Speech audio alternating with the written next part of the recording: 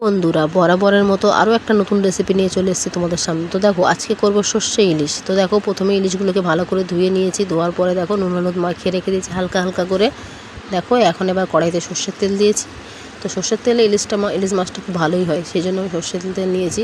তো সর্ষের তেলটা দেখো গরম হলে কড়াইতে আমি হালকা করে ইলিশ মাছটা দিয়ে দিয়েছি। তো হালকা হালকা করে একটু হালকা লাল লাল করে ভেজে আমি তুলে রাখবো। তো দেখো, হালকা লাল লাল করে ভেজে তুলে রেখেছি। অনেকে কাঁচাও করে খায়, তো এটাও একবার তোমরা ট্রাই করো, ভালো লাগবে, খারাপ লাগবে না।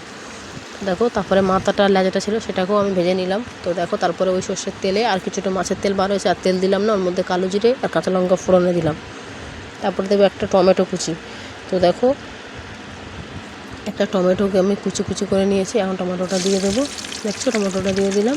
টমেটোগুলো ভেঙে দেবো না, একটু গোটা গোটা থাকবে, তাহলে খাবার সময় ভালো লাগবে। তারপর দেখো, আমি পেস্ট করে নিয়েছি। এখানে নিয়েছি কালো সর্ষে, সাদা সর্ষে, হলুদ গুঁড়ো আর লবণ আর কাঁচা লঙ্কা একসাথে পেস্ট করে নিয়েছি। তো দেখো, এখন পেস্টের মশলাটা দিয়ে দিলাম কড়াইতে। মশলাটা একটু কষিয়ে নিয়েছি। কষানোর পর দেখো, মশলা থেকে যখন তেল ছাড়বো হয়ে গেছে, তখনই আমি দিয়ে দেবো জল। তো দেখো, জলটা দেওয়ার পরেই এখন ঝোলটা ফুটে উঠেছে। তো এর মধ্যে আমি মাছগুলো ছেড়ে দেবো। তো দেখো, মাছগুলো ছেড়েও দিয়েছি আমি। দেওয়ার পরে দেখো কত সুন্দর লাগছে না ঝোলটাকে। তো আমি একটু গামাকা করেই নামাবো ঝোলটা। তো এর মধ্যে কিছু কাঁচা লঙ্কা চিরা দিয়ে দিলাম, যাতে খেতে আর একটু ভালো লাগে, একটু টেস্ট হয়। তো দেখো, তারপরে আমার কিন্তু রেডি হয়ে গেছে আমার এই সর্ষে ইলিশটা। এর মধ্যে একটু কাঁচা সর্ষের তেল দিয়ে পরিবেশন করে দেন, আর ভালো লাগবে। তো দেখো, আমার ভিডিওটা ভালো লেগে থাকলে একটা করে লাইক কমেন্ট করে দিও।